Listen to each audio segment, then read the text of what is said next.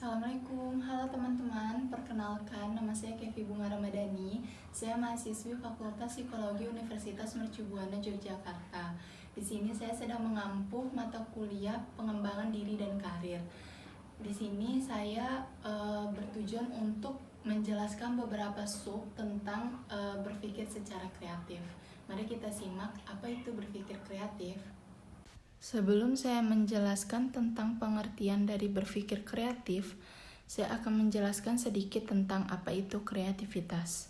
Menurut Munandar, tahun 1995, kreativitas adalah hasil interaksi antara individu dan lingkungannya, kemampuan untuk membuat kombinasi baru berdasarkan data, informasi, unsur-unsur yang sudah ada atau dikenal sebelumnya.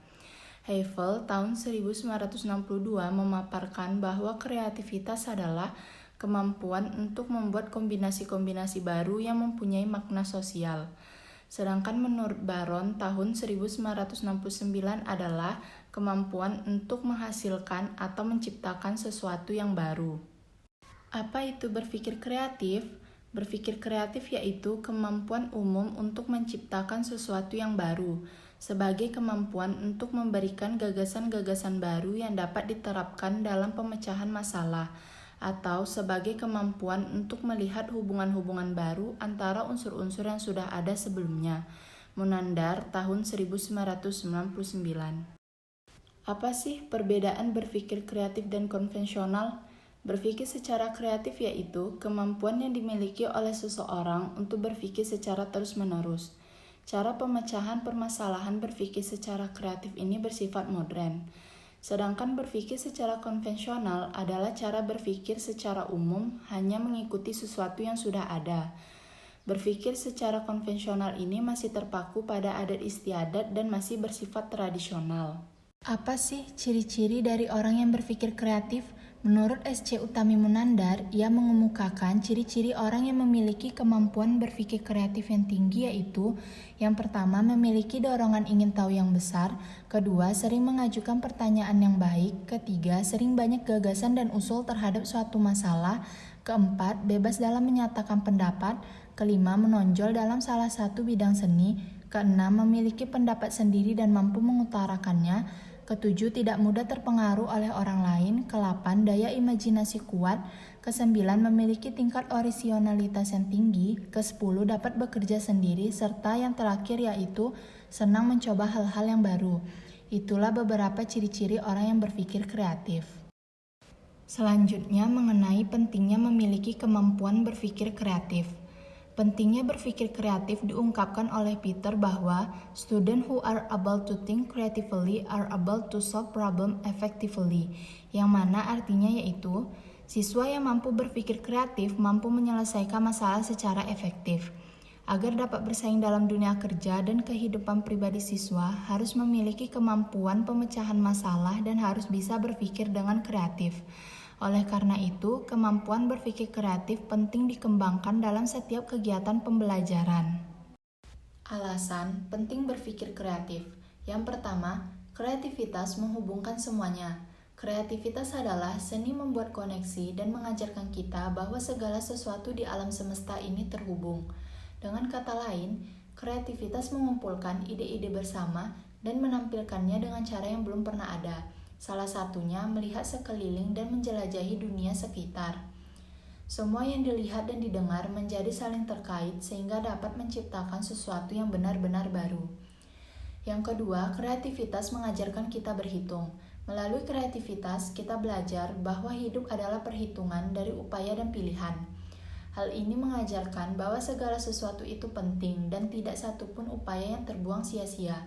Dengan menanamkan jiwa kreatif, keraguan dan rasa takut dapat dijauhkan dengan mudah. Yang ketiga, kreativitas membuat kita memiliki tekad lebih kuat. Kita belajar berkorban dan bertekad untuk mencapai tujuan hidup melalui kreativitas. Kreativitas juga mengajarkan kita untuk terus meluangkan waktu dan upaya. Yang keempat, kreativitas membuat kita lebih menghargai proses. Kreativitas juga mengajarkan kita betapa pentingnya proses daripada hasil. Dengan kata lain, membuat kita tidak berorientasi pada hasil saja, melainkan prosesnya juga. Yang kelima, kreativitas membuat kita lebih kuat dan fleksibel. Kreativitas mengajarkan untuk menjadi tangguh, kuat, dan fleksibel. Kreativitas mengajarkan kita tidak melarikan diri dari kritik, melainkan bangga dengan kegagalan karena kedua hal ini dapat membuat kita jauh lebih berkembang. Yang keenam, kreativitas menciptakan pemikiran yang lebih positif. Menurut penelitian yang dilakukan di masa lalu, telah ditemukan hubungan yang kuat antara kreativitas dan suasana hati yang baik. Orang cenderung lebih kreatif ketika mereka bahagia karena dapat berpikir secara luas. Meningkatnya mood positif memungkinkan kita untuk melihat lebih banyak solusi. Nah, itulah beberapa alasan penting untuk berpikir kreatif. Pembahasan yang terakhir yang akan saya bahas yaitu mengenai bagaimana menggunakan kemampuan berpikir kreatif dalam mengatasi masalah. Pemecahan masalah yang melibatkan proses kreatif disebut pemecahan masalah kreatif atau creative problem solving.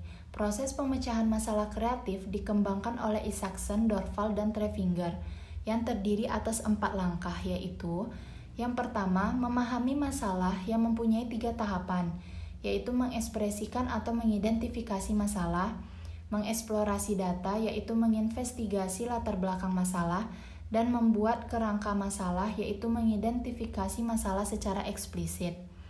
Kedua, membangun atau menghasilkan ide-ide, yaitu mengumpulkan dan mengembangkan berbagai ide yang relevan.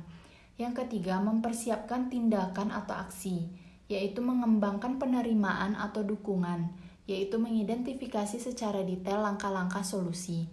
Yang keempat, merencanakan pendekatan mempunyai 2 tahapan, yaitu penilaian atau penaksiran tugas, yaitu menilai kesesuaian metode dan mendesain proses, yaitu menyempurnakan metode solusi secara detail. Sekian tentang pembahasan berpikir kreatif. Semoga apa yang saya sampaikan dapat dimengerti dan dipahami. Bila ada kata-kata yang salah atau kurang berkenaan, mohon dimaafkan. Terima kasih sudah menonton. Sampai jumpa. Assalamualaikum warahmatullahi wabarakatuh.